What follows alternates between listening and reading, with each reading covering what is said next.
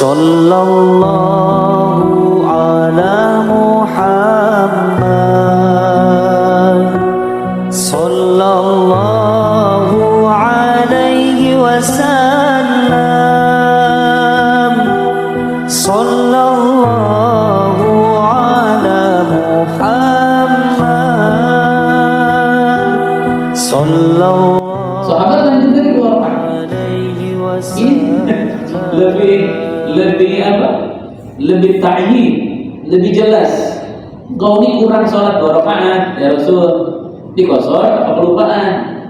Nabi balik lagi, apa menunjukkan? Ya Nabi lupa.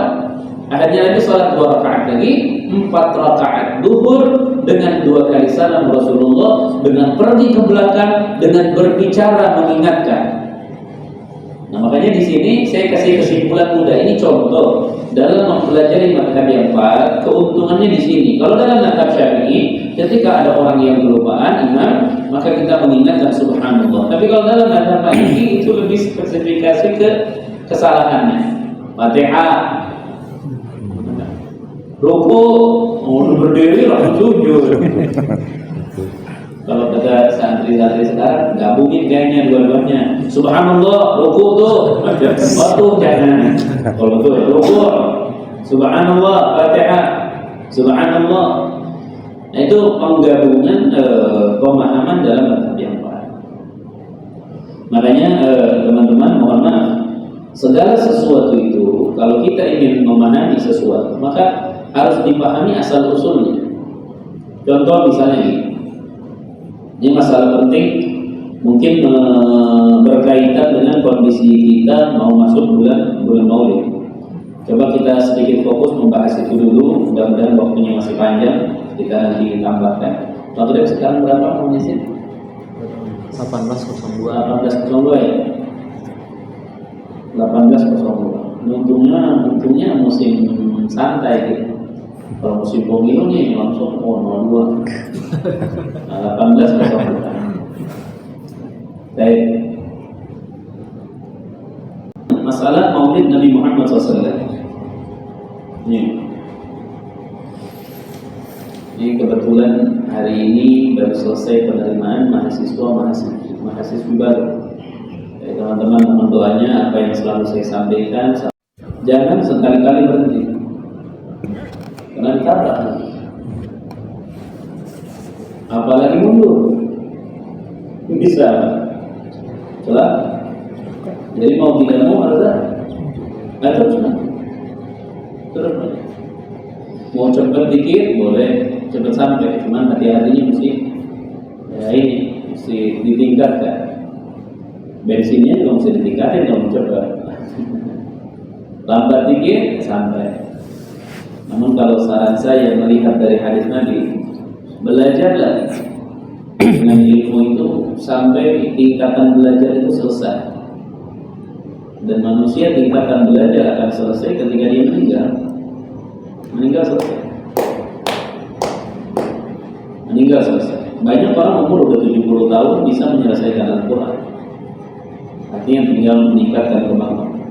Ya, makanya dulu saya sering bicara ke teman-teman doain. Alhamdulillah doa-doa kita mustajab. Sekarang di pesantren sudah ada S1 sampai S2.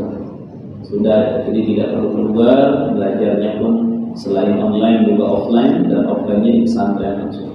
Insyaallah ke depan mudah-mudahan ada rezekinya segera kita bangun gedung khusus untuk universitas, karena kondisi gedung-gedung itu memang sangat dibutuhkan. Hanya ya ala kulli hal, dari dulu sampai sekarang masih prosesnya perjalanan swadaya, dan seperti ini perjalanannya.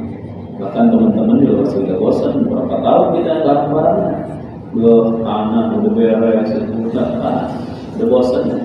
Tapi ala kulli hal itu perjuangan. Baik, nah sekarang kita fokus, perhatikan. Bicara asal usul. Asal usul ini penting. Seperti contoh peringatan Maulid Nabi. Peringatan Maulid Nabi karena asal usulnya jarang disampaikan, sehingga banyak orang yang membuat peringatan Maulid Nabi tidak memakai dasar asal usul itu. Makanya mereka lebih fokusnya kepada ritualnya. kepada zahirnya, tampilannya, dandanannya, tanpa mengetahui ruh daripada peringatan itu apa.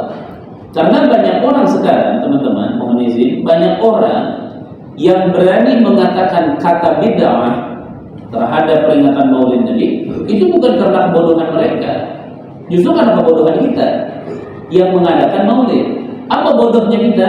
Bodohnya kita terlalu fokus ritualnya. Coba teman-teman kalau Maulid, apa yang dipikirkan? Konsumsi gimana? Nanti gimana? Nanti gimana? Nggak ada ketika musyawarah itu, masyarakat di Maulid di tahun ini kita harus rubah di hati kita. Dengan Maulid ini pokoknya rakyat masyarakat ini harus bersatu. Dengan Maulid ini guyub kita, dengan Maulid ini kita nggak jarang, bisa bilang nggak ada. Selalu gimana? Penceramahnya siapa? Berapa amplopnya? Bayangin coba, penceramah berapa amplopnya? Nyambungnya ke. Makanya ketika ada orang mengatakan bid'ah itu Maulid Nabi, ya pantas. Artinya ada kebodohan kita andil dalam hal itu sehingga ada orang berani mengatakan hal tersebut seperti itu. Makanya kalau kita kembalikan kepada sejarah asal usulnya, sebenarnya lebih kepada gini teman-teman. Di Irak itu di masa itu terkenal ulama-ulama luar biasa, termasuk kalau tabi'in paling terkenal orang Irak. Baghdad, Basra, Irak itu sekitarnya Irak. Walaupun nama kampung-kampung kecilnya saya tidak menguasai, tapi insya Allah November sih. Mohon doanya November, harusnya November tahun kemarin 2026 harusnya. Cuman bisa tidak keluar karena perang Iran sama si Israel itu perang, sehingga tidak keluar bisa. Nah insya Allah November ini keluar bisa. Saya akan studi banding ke sana. Ya, sudah ada Syekh Muhammad Jabir di sana, Syekh Muhammad Jabir Al-Baghdadi. Nah intinya teman-teman, Basrah ini termasuk daerah yang luar biasa dan termasuk ada orang-orang yang disebut namanya akabirut tabi'in. Saya mau sedikit kupas nih teman-teman, mohon izin supaya kita banyak pengalaman. Dalam penyebutan tabi'in itu ada dua istilah yang harus kita pahami. Istilah yang pertama adalah tabi'in muhadram. Yang kedua ada istilah namanya akabirut tabi'in. Ini maknanya berbeda loh teman-teman. Beda ketika teman-teman menemukan misalnya fulan bin fulan min akabirit tabi'in. Fulan bin fulan ini adalah pembesarnya para tabi'in, misal. Itu berbeda dengan ketika teman-teman berbicara fulan bin fulan bagian dari tabi'in. Itu berbeda. Apa ada istilah akabirut tabi'in? Akabirut tabi'in itu istilah dalam ilmu mustalah hadis yang menunjukkan kepada tabi'in yang 95% belajarnya ke sahabat, 5% belajarnya ke sesama tabi'in. Tapi kalau diistilahkan tabi'in, itu adalah orang-orang yang belajarnya sesama tabi'in, namun secara kehidupan mengalami perjumpaan dengan para sahabat. Jadi istilah sebutan tabi'in untuk orang-orang yang pernah berkumpul dengan para sahabat itu tetap tidak ada perubahan sedikit pun. Hanya perbedaannya, hanya berkumpul dengan sahabat saja belum tentu dia belajar. Contoh misalnya anak saya nih Zen, dia berkumpul dengan kita istilah, tapi kan nggak belajar langsung ke kita, hanya dengar sifatnya nggak paham. Ketika kita katakanlah sudah meninggal, baru anak saya mulai belajar. Ke siapa? Ke tabi'in yang ada lain. Itu disebut namanya tabi'in. Kalau akabirut tabi'in itu adalah orang-orang yang 95% belajarnya ke sahabat. Itu disebut namanya akabir.